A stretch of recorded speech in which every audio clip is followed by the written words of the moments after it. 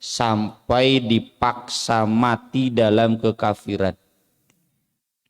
Innal ladzina tawaffahumul malaikah dzalimi anfusihim qalu fima kuntum qalu kunna mustad'afina fil ard. Orang-orang yang dimatikan oleh Allah dalam keadaan menganiaya diri mereka sendiri, ini ditujukan kepada orang Islam yang tidak mau hijrah dari Makkah, tidak mau ikut bersama Nabi dan para sahabat pindah ke Madinah,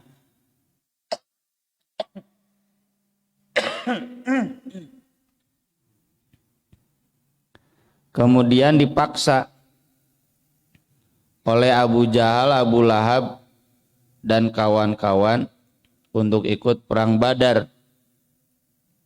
Dan ikut perang Badarnya bukan dari barisan kaum muslimin, tapi dari barisan kaum kafir. Jadi orang yang dipaksa untuk mendukung kekafiran dan mati dalam dukungan untuk orang kafir, itu wajib hijrah. Ketika malaikat bertanya, kenapa kamu mati dalam keadaan dolim, kafir seperti ini?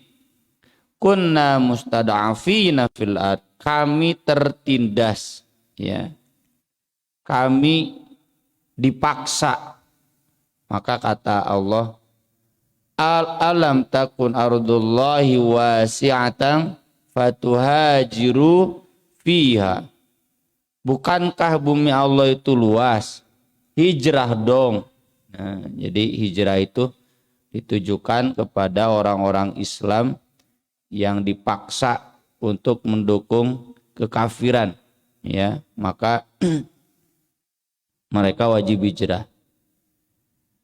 Dulu zamannya masif ya gerakan NII, sekarang juga masih ada, cuma nggak masif. Dulu masif masuk ke sekolah-sekolah, terutama kampus-kampus. Itu kan doktrinnya hijrah. Memang orang dipaksa, ya, mendukung kekafiran, tidak kan? Meskipun Perpres Miras dilegalkan oleh Bapak SBY, kita kan nggak dipaksa untuk mendukung. Kita tidak mendukung. Meskipun undang-undang melarang perzinahan baru sebatas jinah muda-mudi atau jinah selingkuh. Kalau jinah muda-mudi belum dilarang, kita kan tidak mendukung dan tidak dipaksa mendukung itu, kita bahkan menolak. Jadi hijrah ke mana? Bari DNI oge numpang di Indonesia, ya ilegal. Kuduna GNI hijrah ke NKRI. Ya. Manehna teu boga tanah, teu boga wilayah. NI ini cenah wilayahnya misalkan di Malangbong, mana bukti sertifikatnya? Angger sertifikatnya sertifikat tanah pemerintah Indonesia. Ya. Hijrah mah tuh ke wilayah yang sudah punya wilayah mandiri, itu hijrah. Jadi tidak ya, termasuk saudara-saudara kita yang ada di Singapura, di Australia, negara kafir kan? Apakah mereka wajib hijrah? Tidak. Karena saudara-saudara kita di Singapura tidak dipaksa mendukung kekafiran. Tidak dipaksa untuk kafir. Mereka diberi kebebasan untuk beragama, bahkan termasuk berdakwah. Ya. Zakir Naiknya, Dr. Zakir Naik kan di negara-negara, di India kan, dia orang India. India negara Hindu pisan. Hindu ekstrim, ya. Kemudian di Amerika, ya, Dr. Syamsi Ali tetap bisa berdakwah. Jadi mereka tidak wajib hijrah. Justru dari hadis ini jadi fikih bahwa hijrah itu berlaku kalau daerahnya seperti Makkah, yang daerah kafir. Kalau kemudian seperti Makkah sudah bukan daerah kafir, sudah bukan darul kufri, sudah jadi darul Islam, maka tidak wajib hijrah. Apa definisi darul kufri, darul Islam?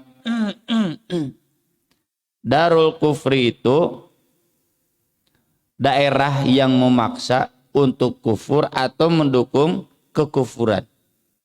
Darul Islam itu daerah yang Islam bisa leluasa beribadah, berdakwah, itu darul Islam. Jadi dalam konteks hijrah, Singapura itu bisa disebut darul Islam. Sekolah Islam ada di sana, ya. Sekolah tinggi Islam juga ada, legal, tidak dilarang, tidak ditutup, ya. Pesantren-pesantren masih ada di Singapura, ya. Di Australia juga demikian. Dan darul kufri itu tidak mustahil, yaitu wilayah-wilayah kecil kayak RT, perumahan, perusahaan, tempat kerja yang memaksa seseorang untuk mendukung kekafiran, dipaksa tejumatan, misalnya dipaksa untuk tidak berjilbab, dipaksa untuk memakai baju sinterklas. Nah, itu termasuk darul kufri, ya, di mana seseorang dipaksa untuk mendukung kekufuran, itu harus hijrah.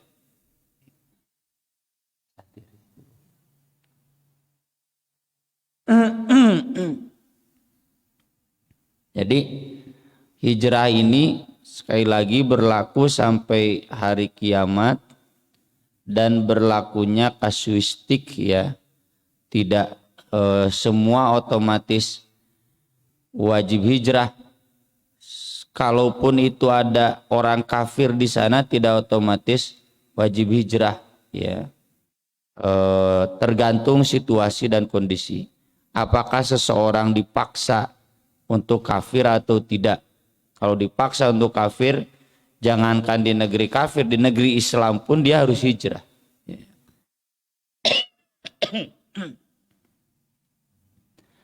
Kemudian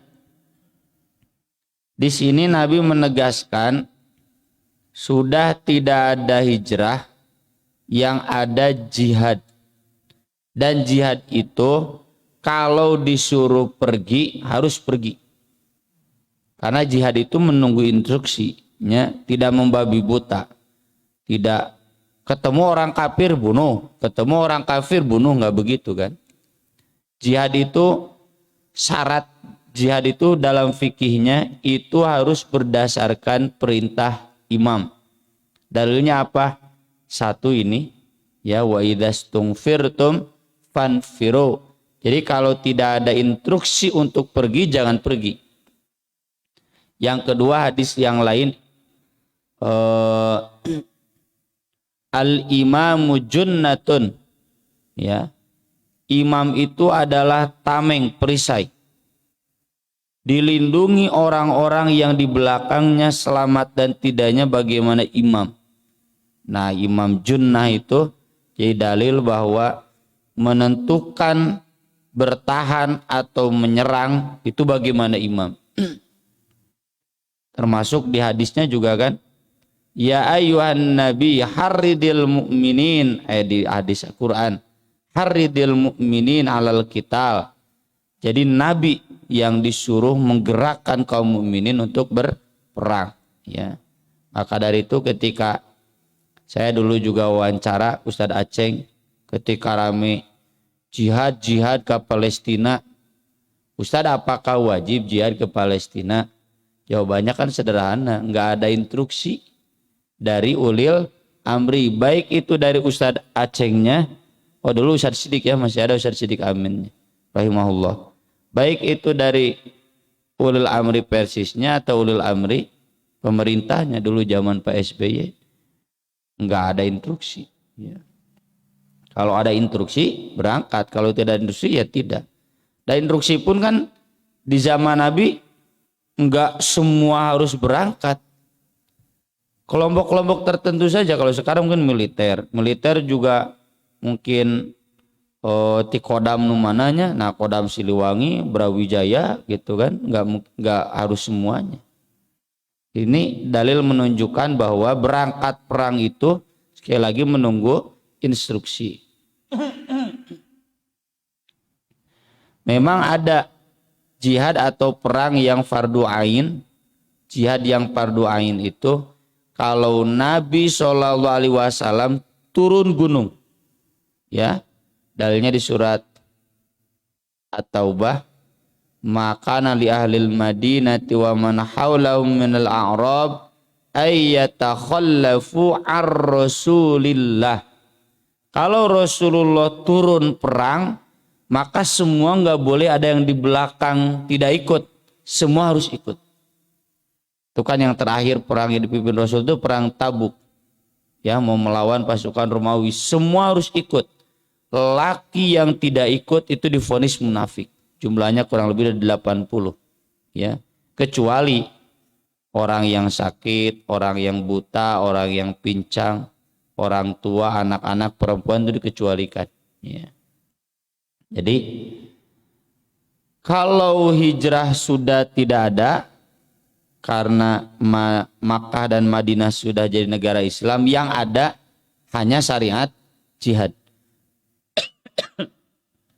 Ini juga menggambarkan fase, ya. Negara Islam itu bisa muncul dengan hijrah di orang-orang Islam. Kalau nggak bisa menegakkan negara syariat di satu daerah, yaitu wajib hijrah, berkumpul di satu titik. Nah, misalkan di Madinah, di sana baru. Dan konsekuensi dari berdirinya negara jihad. Persis seperti sekarang.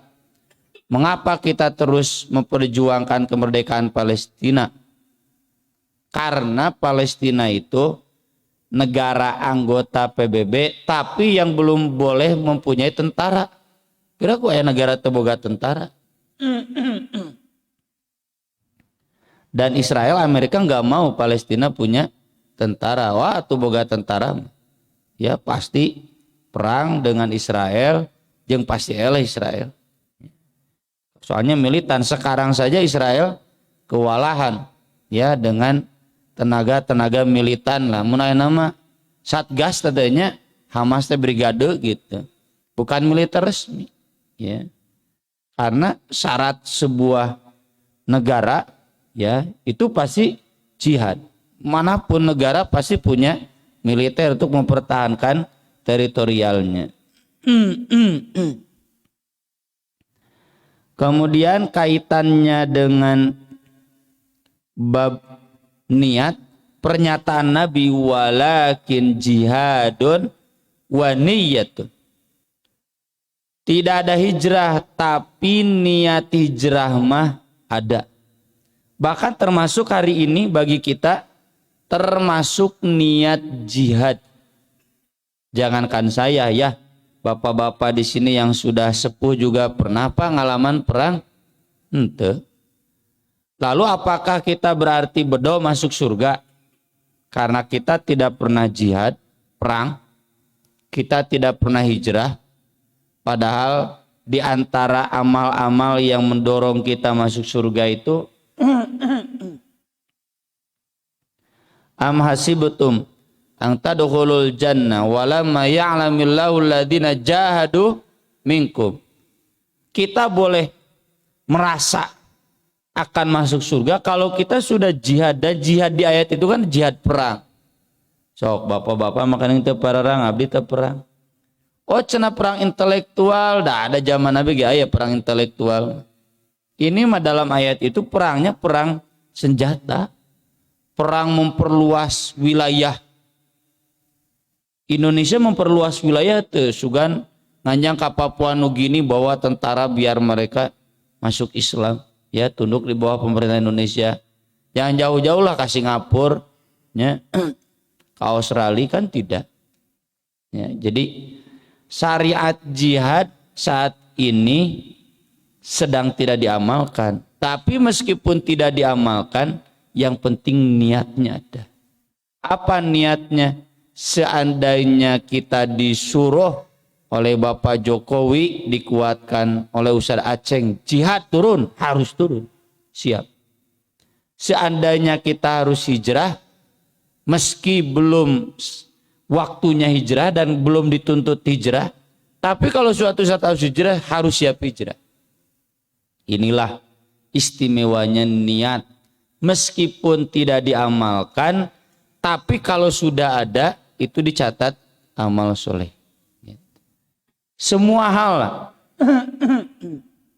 Contoh yang saya baca penjelasan Imam Manawi dalam kitab Syarah Sahih Muslim. Kita tidak menjadi ulama, ya. Siga Imam Bukhari, siga Imam An-Nawawi. Minimal niat mah aya. Dan bukti niat itu kita belajar sekemampuan kita. Ngapalkan Quran wajib. Pandi dia teu ara rapal Quran banyak. Nah, ada rakaat tuh. Minimal niat. Dan niat itu dibuktikan dengan amal. Amal sekemampuan. Haji, ya. Saya pun belum haji, ya. Terkendala corona. Kalau menurut panggilan harusnya kemarin, ya. Tahun 2020. Tapi kaburu pre. Ayeuna pre duka deui ka iraha pre. Atau bapak-bapak, ibu-ibu yang belum daftar haji, yang belum mampu daftar haji, apakah dosa? Tidak, kan bapak niat magis aya. Niat ingin haji kan memang belum mampu. Ya, semua hal amal-amal baik minimal kita niat. Ngantong dijadikan dalih siga santri ngedol. Kan di kita ada laporan tiap hari tahajud, buktinya baca surat apa, lalu nanti siang badadur dites suratnya. Ayah santri nu ngedol. Kenapa kamu nggak tahajud? Sekarang tidak, kemarin tidak, mangkuk nanti. Cenah da usad niatna matos aya. Maneh mah niatna niat moal ngamalkeun. Lain niat dek ngamalkeun mah tuh minimalnya witir sarokaat aya gitu. Menunjukkan dia ada usaha bangun. Kalau niat mau mengamalkan pasti ieu mah nurun tuluy teu ngamalkeun. Tapi da niat mah cenah usad aya. Mesti isakene geus aya niat. Maneh mah niatna niat mau ngamalkeun, soalnya asumsinya ku niat oge geus cukup tuh kan. Berarti niat moal ngamalkeun. Ya, tidak akan dicatat. Ini niat di sini tentu niat yang serius. Niat seseorang mau mengamalkan, lain niat moal ngamalkeun. Hadis berikutnya masih sama nyambung. Wa Nabi Abdullah bin Jabir bin Abdullah Al-Ansari radhiyallahu anhuma qala kunna ma'an Nabi sallallahu alaihi wasallam fi ghazatin. Kami dulu pernah bersama Nabi sallallahu alaihi wasallam pada satu peperangan. Tidak diketahui ini perangnya perang apa. Tapi kalau Nabi yang memimpin semua wajib berangkat. Lalu Nabi bersabda, Inna bil Madinah larijalan masirtum masiro. Sungguh di Madinah ada lelaki-lelaki yang tidaklah kalian menempuh satu perjalanan. Wala qata'tum wadiyan, atau melewati satu lembah, illa kanu ma'akum, kecuali mereka hakikatnya sedang bersama kalian. Habasahumul marad, hanya mereka terhalang oleh sakit. Dalam riwayat lain, illa syarakukum fil ajri, kecuali mereka akan mendapatkan pahala yang sama dengan kalian. Meski Imam An-Nawawi memberikan catatan, samanya tidak sama persis. Kenapa? Karena ayat Quran jelas ya di surat Al-Maidah, juga di surat Al-Ahqaf, walikullin darajatum mimma amilu. Masing-masing orang akan mendapatkan derajat sesuai amalnya. Derajat tingkatan di surga, tingkatan amal, kualitas amal tergantung apa yang diamalkan. Tentu kata Imam An-Nawawi beda antara yang mengamalkan real dan yang tidak mengamalkan sebatas niat. Wallahu alam ya. Kurang tuh di pikiran, yang jelas kita harus niat baik, gitu saja. Dalam riwayat Bukhari dari Anas bin Malik radhiyallahu an, Nabi bersabda, "Raja'na min ghazwati Tabuk." Ketika kami pulang dari perang Tabuk, perang yang tadi kita singgung tahun 9 Hijriah, ini menjelang Haji Wada. Ma Nabi sallallahu alaihi wasallam, bersama Nabi sallallahu alaihi wasallam. Faqala, Nabi bersabda, "Inna aqwaman, sesungguhnya ada beberapa orang, bil Madinah, di Madinah, khalfana, yang ada di belakang kita, yang tidak ikut dengan kita, tapi ma salakna syi'ban wala wadiya, tidaklah kita menempuh satu lembah, satu perkampungan, illa wahum ma'ana fi, kecuali mereka hakikatnya sedang bersama kita di sini. Habasahumul udhru, mereka tertahan oleh uzur." Nah, ini menguatkan yang tadi.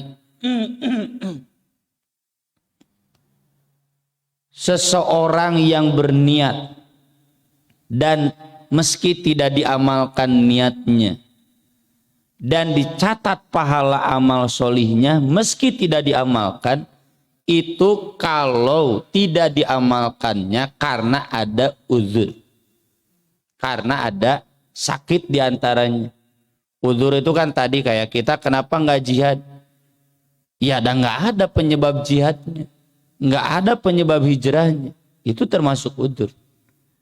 Ujang kunaon teu tahajud, cenah abdi teh geus niat, bari awak jag-jag, nggak bisa. Kalau memang sakit ya, atau betul-betul lelah ya, anyar deui pancena kamari divaksin di Pajagalan. Anyar deui ya. Leuleus cenah ustaz, kosong ya, kajian malam teh cenah tos divaksin jadi kosong. Nah acit teh divaksin teh kuduna jag-jag, kuduna kering. Jadi apa ini alasan dia tidak mengamalkan, tetap dihitung. Jadi tidak otomatis. Makanya tadi saya bilang ke santri anu ngedol, dan cenah usah niat mah geus aya, kamu mah niat tidak mengamalkan. Kalau niat mengamalkan, tidak mengamalkannya itu karena uzur, baru dicatat niat. Ya, termasuk kita di sini atau yang sedang online, yang tidak hadir baik di online atau di offline karena uzur, karena sakit, karena ada halangan syar'i, itu hakikatnya mereka sedang bersama kita ya, bersama-sama mendapatkan pahala tolabul ilmi. Termasuk tadi, meskipun kita tidak hijrah, tapi dengan niat hijrah kita sama mendapatkan pahala hijrah. Makanya dalam hadis yang lain kata Nabi, siapa yang mati tidak pernah perang dan tidak pernah meniatkan perang, berarti dia mati dalam keadaan munafik. Ya, jadi minimal niat perang, niat jihad. Wah, mun urang juga Palestina siap gitu. Tapi kenapa kita tidak berangkat ke Palestina? Nah di Palestina gitu kurang mujahidin, cuma kurang diplomasi. Ya, Palestina itu sekarang tidak butuh mujahidin, Pak Balatak. Makanya di sana syarat mujahidin itu harus biasa saum Senin Kemis, harus sholat subuh dan isya berjamaah selalu di masjid. gagal tamanya anggota Persis kicantang tu lulus KB. Jadi nggak butuh mujahidin, tenaga mujahidin banyak di sana. Cuma yang mereka butuhkan itu diplomasi, pengakuan negara dari PBB, dari negara-negara di dunia, kan baru setengahnya. Negara-negara di dunia mengakui Palestina, mayoritas Eropa dan Amerika tidak mengakui. Nah ini butuh itu. Jadi seandainya itu terjadi di Indonesia, kita siap jihad. Dan dengan niat itu kita akan dicatat sama berjihad seperti Nabi SAW dan para sahabat. Amin. Aku qouli hadza wa astaghfirullah li wa lakum subhanakallahumma bihamdik asyhadu an la ilaha illa anta astaghfiruka wa atubu ilaik. Wassalatu wassalamu ala Rasulillah. Wassalamualaikum warahmatullahi wabarakatuh.